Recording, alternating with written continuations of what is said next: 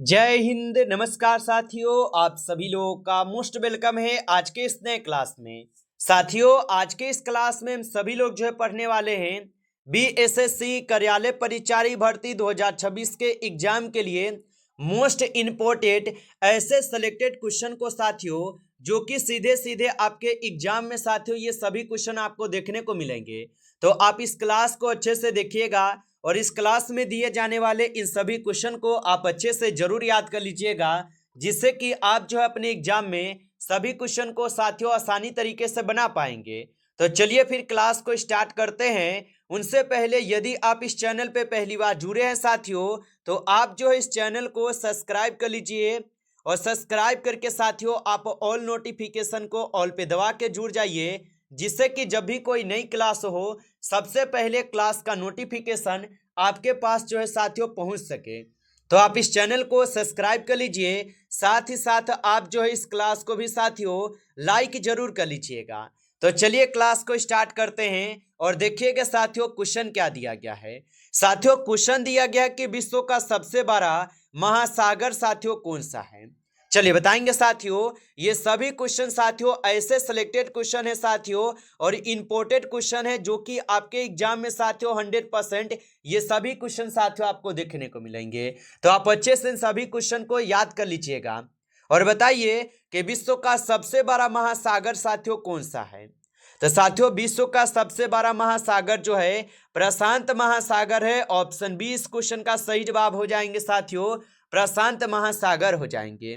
अगला क्वेश्चन है, वर्ष 1942 के भारत छोड़ो आंदोलन के दौरान जयप्रकाश नारायण किस जेल से साथियों भाग निकले थे। चलिए बताइएगा साथियों कि वर्ष 1942 के भारत छोड़ो आंदोलन के दौरान जयप्रकाश नारायण जी किस जेल से भाग निकले थे। तो याद रख लीजिएगा साथियों, उस समय जयप्रकाश नारायण जी जो है साथियों ये कौन सा जेल से भाग निकले थे। तो आप बताएंगे हजारीबाग जेल से भाग निकले थे। ऑप्शन बी इस क्वेश्चन का सही जवाब होगा। अगला प्रश्न देखेंगे कि भारतीय संविधान की किस अनुसूची में नगर पालिकाओं की शक्तियों का वर्णन है। चलिए बताएंगे साथियों कि भारतीय संविधान के किस अनुसूची में नगर पालिकाओं की शक्तियों का वर्णन होगा। तो याद रखेंगे साथियों ये आपके 12वीं अनुसूची में दी गई है। ऑप्शन यहाँ पे बी सही जवाब है साथियों, 12वीं अनुसूची में है, याद रखेंगे। अगला प्रश्न है साथियों कि बिहार के प्रमुख मुख्यमंत्री कौन थे। बताइए साथियों, तो बिहार के जो प्रथम मुख्यमंत्री थे साथियों कौन थे। तो याद रखेंगे साथियों बिहार के प्रथम मुख्यमंत्री थे साथियों आपके श्री कृष्ण सिंह। ऑप्शन ए यहाँ पे आप ऑप्शन बी इस क्वेश्चन का सही जवाब है साथियों, श्री कृष्ण सिंह थे, याद रखेंगे। अगला क्वेश्चन है कि नील दर्पण नाटक जिसमें नील की खेती करने वाले किसानों के शोषण का वर्णन है किसने लिखा था। चलिए बताएंगे साथियों कि नील दर्पण नाटक जिसमें नील की खेती करने वाले किसानों को शोषण का यहाँ पे वर्णन है और ये किसने लिखा था साथियों। तो याद रखिएगा साथियों इसको लिखे हुए थे आपके दीनबंधु मित्र ने। ऑप्शन यहाँ पे बी सही जवाब है, दीनबंधु मित्र लिखे हुए थे, याद रखेंगे। अगला क्वेश्चन है कि भारत में वस्तु एवं सेवा कर जीएसटी किस वर्ष लागू किया गया था। चलिए बताएंगे साथियों कि भारत में वस्तु एवं सेवा कर जिसको जीएसटी कहते हैं साथियों ये किस वर्ष लागू किया गया। तो याद रखेंगे साथियों ये लागू किए गए थे आपके 2017 में। ऑप्शन बी यहाँ पे इस क्वेश्चन का सही जवाब है, 2017 में की गई थी, याद रखेंगे। चलिए अगला क्वेश्चन देखिएगा कि बिहार का कौन सा जिला सर्वाधिक स्वर्ण भंडार के लिए साथियों चर्चा में रहा है। चलिए बताएंगे साथियों कि बिहार का कौन सा जिला है जो कि सर्वाधिक स्वर्ण भंडार के लिए चर्चा में रहा है। तो याद रखेंगे साथियों जमुई जिला हो जाएंगे। ऑप्शन बी सही जवाब है, जमुई जिला होगा। अगला प्रश्न है भारतीय संविधान का अनुच्छेद 51A किससे संबंधित है। चलिए बताएंगे साथियों कि भारतीय संविधान का अनुच्छेद 51A किससे संबंधित है। तो याद रखेंगे साथियों ये संबंधित हो जाएंगे आपके मौलिक कर्तव्य से। ऑप्शन बी यहाँ पे इस क्वेश्चन का सही जवाब है साथियों, मौलिक कर्तव्य से होगा, याद रखेंगे। अगला प्रश्न है असहयोग आंदोलन के दौरान बिहार में कृषि आंदोलन का नेतृत्व साथियों किसने किया था। चलिए बताएंगे साथियों कि असहयोग आंदोलन के दौरान बिहार में कृषक आंदोलन का नेतृत्व किसने किया था। तो याद रखेंगे साथियों, इसके नेतृत्व किए हुए थे आपके स्वामी विद्यानंद। ऑप्शन ए सही जवाब है, स्वामी विद्यानंद होगा। अगला क्वेश्चन है कि सौर मंडल का वह ग्रह कौन सा है जिसका कोई भी साथियों उपग्रह नहीं है। चलिए बताएंगे साथियों कि सौर मंडल का वह ग्रह कौन सा है जिसका कोई भी उपग्रह नहीं है। तो याद रखेंगे साथियों, ये हो जाएंगे यहाँ पे कौन से ग्रह, तो आप बताएंगे साथियों बुध ग्रह हो जाएंगे। ऑप्शन बी सही जवाब है, बुध होगा। अगला प्रश्न है कि बिहार सोशलिस्ट पार्टी के गठन में साथियों कौन शामिल नहीं थे। याद रखिएगा साथियों कि बिहार सोशलिस्ट पार्टी के जो गठन जब हुए थे तो उस समय जो है साथियों स्वामी सहजानंद नहीं थे। ऑप्शन सी सही जवाब है, स्वामी सहजानंद नहीं थे साथियों, याद रखेंगे। अगला प्रश्न साथियों कि प्रसिद्ध हर्षचरित पुस्तक के साथियों लेखक कौन थे। चलिए बताएंगे साथियों कि प्रसिद्ध हर्षचरित पुस्तक के लेखक कौन थे। तो याद रखेंगे साथियों प्रसिद्ध हर्षचरित पुस्तक के जो लेखक है साथियों यहाँ पे आपके बाण भट्ट है। ऑप्शन बी करेंगे सही जवाब, बाण भट्ट है साथियों, याद रखिएगा। अगला प्रश्न है कि भोर का तारा साथियों किस ग्रह को कहा जाता है। बताइए साथियों कि भोर का तारा किस ग्रह को कहा जाता है। तो याद रखेंगे साथियों भोर का तारा जो है यहाँ पे साथियों शुक्र ग्रह को करते हैं। ऑप्शन बी इस क्वेश्चन का सही जवाब है साथियों, याद रखेंगे। भोर का तारा हो साथियों या आप शाम के तारा भी बोल सकते हैं। शाम का तारा हो इस शुक्र को ही कहेंगे या इवनिंग का तारा भी इसको ही कहेंगे। चलिए अगला क्वेश्चन देखिएगा कि बिहार में स्वराज दल का गठन किसके द्वारा किया गया था। चलिए बताएंगे साथियों। और साथियों आप लाइक नहीं किए इस क्लास को तो आप इस क्लास को साथियों एक बार ज्यादा से ज्यादा आप लाइक कर लीजिए। नए जुड़े हैं चैनल पे तो साथियों आप जो इस चैनल को भी सब्सक्राइब करके आप ऑल नोटिफिकेशन को ऑल पे दबा के जुड़ जाइए, जिससे कि जब भी कोई नई क्लास हो सबसे पहले क्लास का नोटिफिकेशन आपके पास जो है साथियों पहुंच सके। तो आप इस चैनल को सब्सक्राइब जरूर कर लीजिएगा। और बताएंगे साथियों यहाँ पे कि बिहार में स्वराज दल का गठन किसके द्वारा साथियों किया गया था। तो याद रखेंगे साथियों ये गठन श्री कृष्ण सिंह के द्वारा की गई। ऑप्शन बी सही जवाब है, याद रखेंगे। अगला प्रश्न है कि विटामिन किस विटामिन को साथियों हार्मोन भी कहा जाता है। चलिए बताएंगे साथियों कि किस विटामिन को साथियों हार्मोन विटामिन भी कहा जाता है। तो याद रखेंगे साथियों विटामिन यहाँ पे डी को साथियों हार्मोन विटामिन भी बोला जाता है। ऑप्शन बी इस क्वेश्चन का सही जवाब होगा, याद रखिएगा।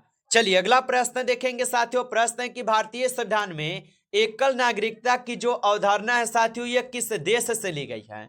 चलिए बताएंगे साथियों कि भारतीय संविधान में एकल नागरिकता की जो अवधारणा है यह किस देश से ली गई है। तो याद रखेंगे साथियों यह लिए गए हैं साथियों आपके कनाडा से। ऑप्शन सी इस क्वेश्चन का सही जवाब होगा, कनाडा से ली गई है, याद रखेंगे। चलिए अगला प्रश्न देखेंगे कि बिहार में कुल भौगोलिक क्षेत्रफल का लगभग कितना प्रतिशत वन छांतित है। चलिए बताइए साथियों कि बिहार में कुल भौगोलिक क्षेत्रफल का लगभग कितना प्रतिशत वन छातित है। तो याद रखेंगे साथियों लगभग देखा जाए तो 10.5% है। ऑप्शन सी इस क्वेश्चन का सही जवाब है साथियों, याद रखेंगे। अगला प्रश्न है कि एशियाई विकास बैंक का मुख्यालय साथियों कहाँ स्थित है। चलिए बताएंगे साथियों कि एशियाई विकास बैंक का मुख्यालय कहाँ स्थित है। तो याद रखेंगे साथियों इनका मुख्यालय स्थित हो जाएंगे साथियों टोक्यो में। ऑप्शन ए सही जवाब है साथियों, टोक्यो में हो जाएंगे, याद रखेंगे।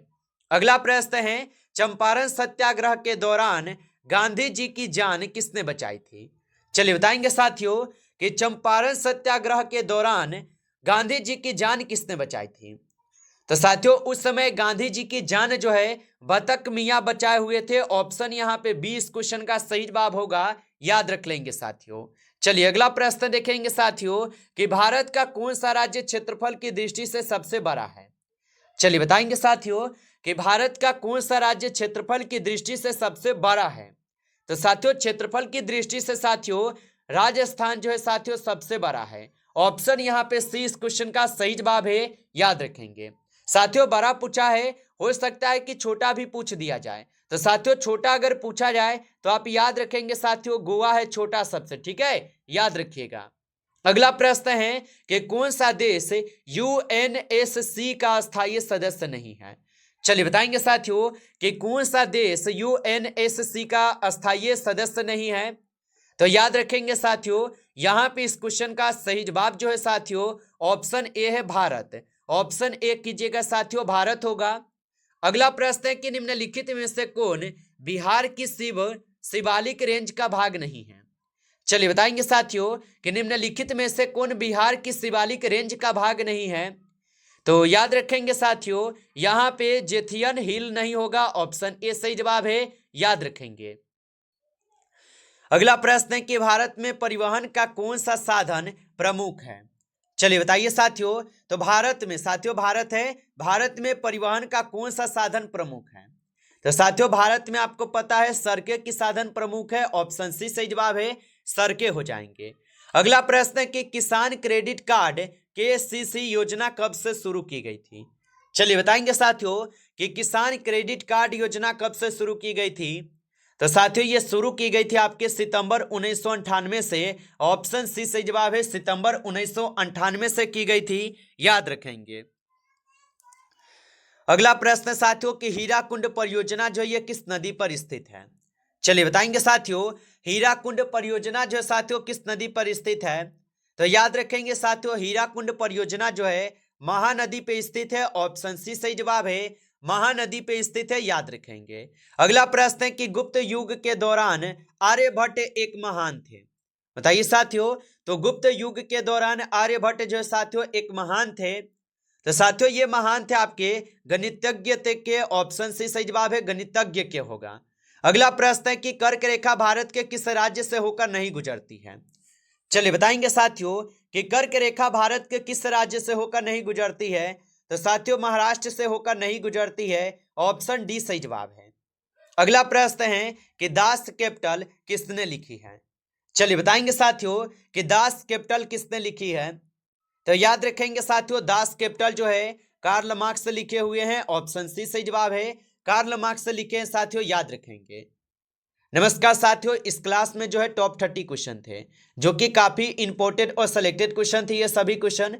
साथियों यदि आपको क्लास अच्छा लगा हो तो आप इस क्लास को साथियों लाइक कर लीजिए। नए जुड़े हैं चैनल पे तो आप इस चैनल को भी सब्सक्राइब करके ऑल नोटिफिकेशन को ऑल पे दबा के जुड़ जाइए, जिससे कि जब भी कोई नई क्लास हो सबसे पहले क्लास का नोटिफिकेशन जो है आपके पास साथियों पहुंच सके। तो आप इस चैनल को सब्सक्राइब कर लीजिए। चलिए फिर मिलते हैं आपसे नेक्स्ट टॉपिक के साथ नेक्स्ट क्लास में, तब तक के लिए जय हिंद जय भारत।